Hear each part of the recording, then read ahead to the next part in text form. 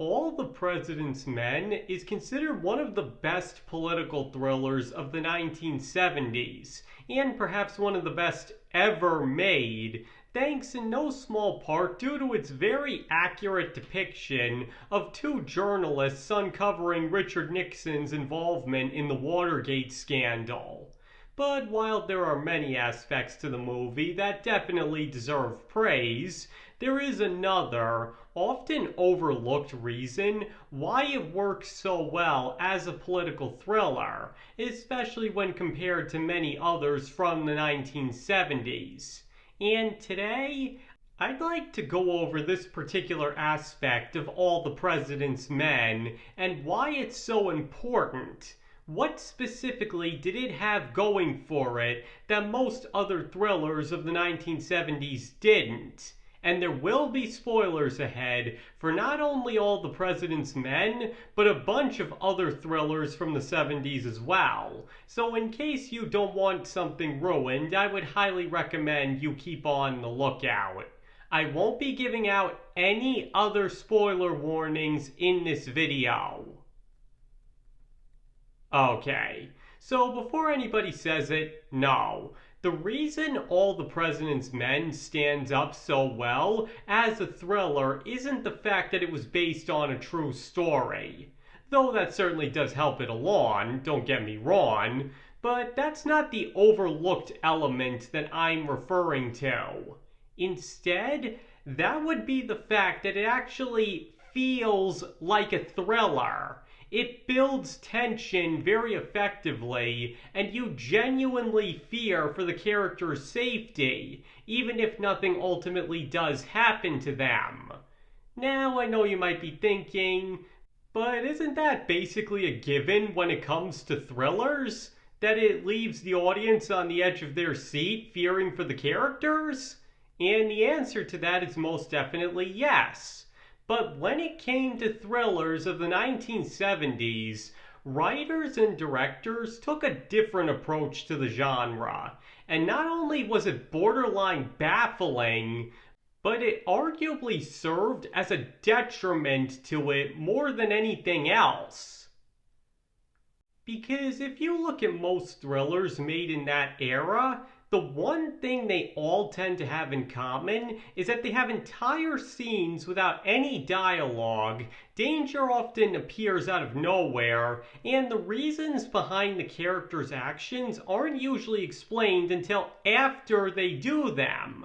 And for just one example of that, there's Clute, which is probably most famous for winning Jane Fonda her first Academy Award. Because while ostensibly a thriller about a police investigator turning to a prostitute in order to try and find a deranged murderer, the movie turns out to be a lot more interested in exploring the psyche of Fonda's character, to the point that it doesn't even bother answering the question of whether or not the killer dies at the end.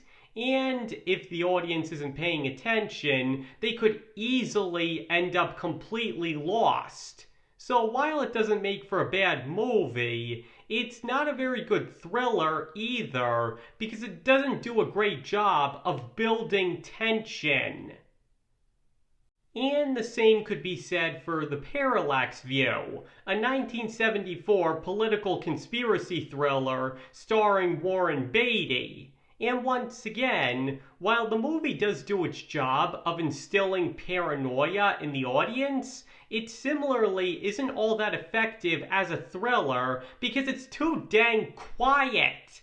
Instead of trying to explain to the audience what's going on, half the time things just happen and it's up to the viewer to try and put the pieces together after the fact. Now once again, all of this isn't to say that the movie is bad, just that it's not a good thriller. Because in order for a movie to be thrilling, there has to be tension, and lots of it. Any writing expert, which granted I am not, can tell you that. And if the audience has no idea what's going on half the time, how can there be tension? Even Francis Ford Coppola's The Conversation suffers from this.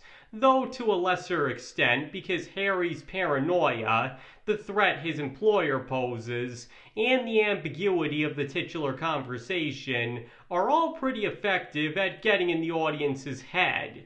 But once again, it all suffers from being too slow. If the movie moved at a faster pace, instead of lingering on quiet scenes for so long, it would be much better as a thriller.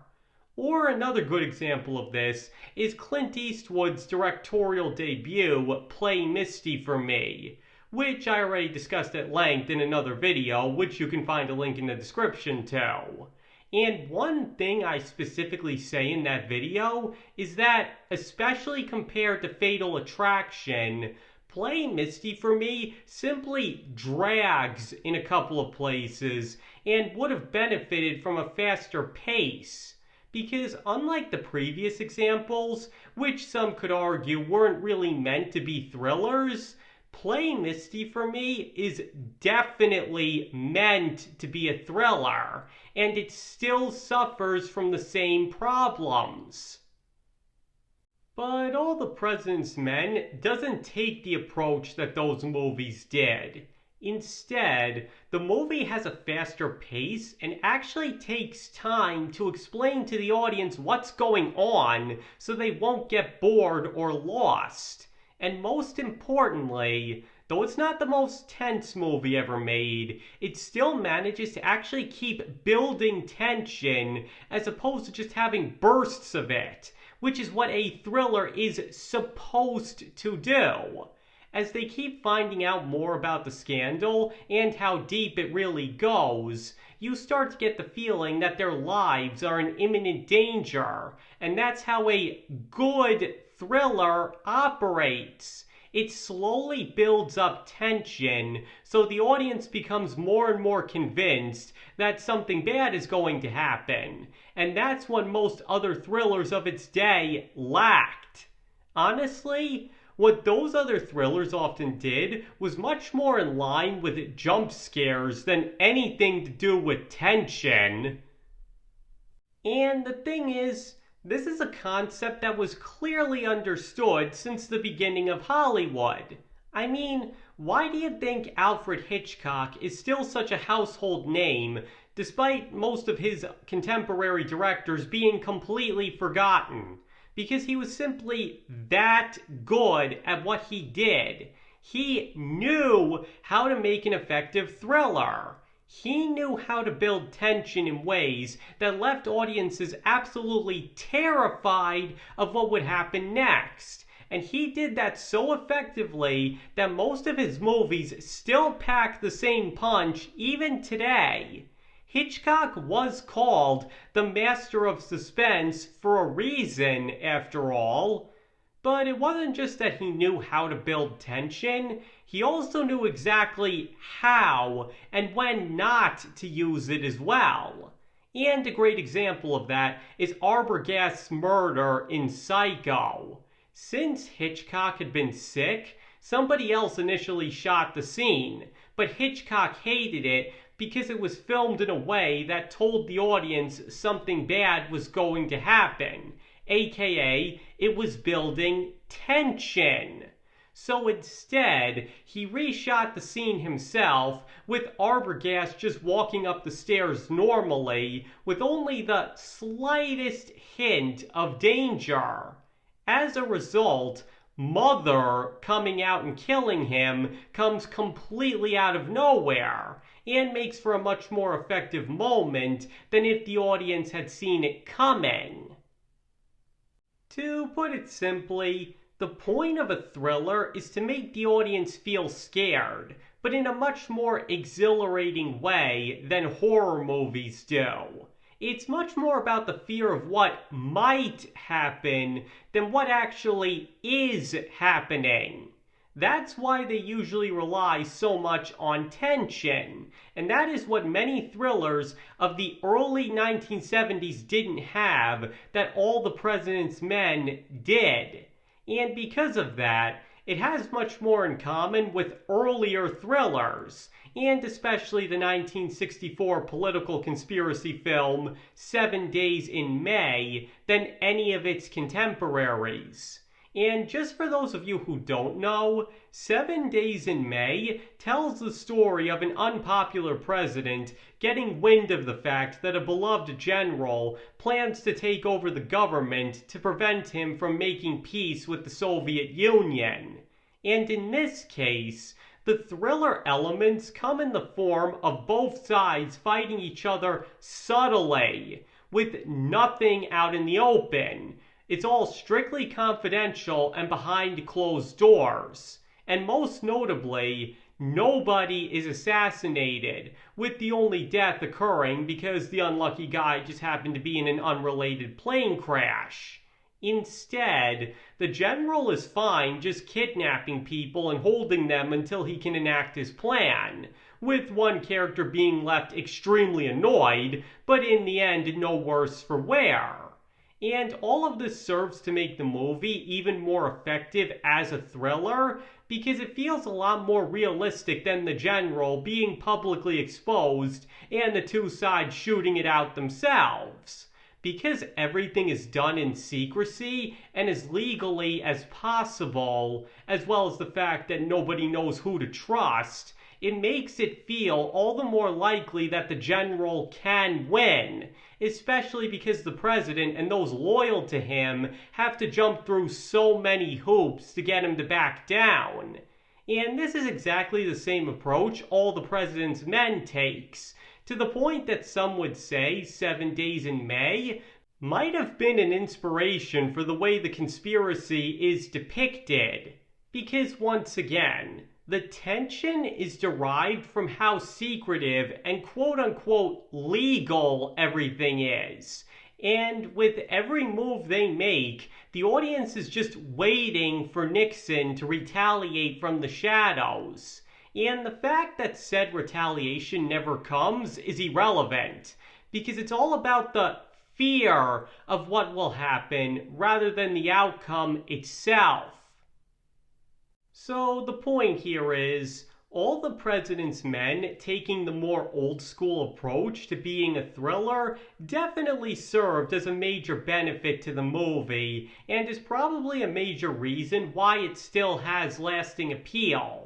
I mean, this is the film that gave us Deep Throat, Follow the Money. It pretty much invented the modern conspiracy movie. Though sure, the fact that it was an accurate account of the uncovering of the Watergate scandal was always going to help it in that regard. But the fact that it actually does a good job of building tension does still make it a better movie, especially because the real-life people really were in fear of their lives while investigating. So in a retelling of those events, the audience should feel the same way no matter what the outcome was.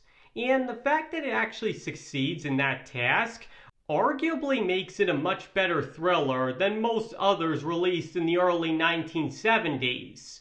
Now, why so many of those thrillers took the approach they did is something I can't answer. But in any case, the trend didn't last too long, as the 1980s quickly gave rise to many movies that really put the thrill in thriller, with almost non-stop action and rising tension throughout. And audiences haven't been quick to forget them for that exact reason. Which then only serves to make both the 1970s and All the President's Men stand out even more as a very odd chapter in the genre's history. Okay, I think that's everything I've got on that. So now I'd like to hear what you guys think. Do you believe that part of the reason All the President's Men is still considered a classic thriller is because it knew how to build tension in an era when similar movies just weren't able to? Or do you believe that has nothing to do with why the movie is still so well regarded? Please let me know your thoughts in the comments below. And I would just like to once again clarify that I wasn't trying to argue that any of the movies from the early 70s I brought up are bad, just that they aren't the best examples of a thriller out there. And if you don't agree with that or anything else I said in this video, that is completely fine. You are entitled to your own opinion and can feel about All the President's Men and any other movie I brought up that you want to. And thank you all for watching. It's very greatly appreciated. And I hope to see you all next time.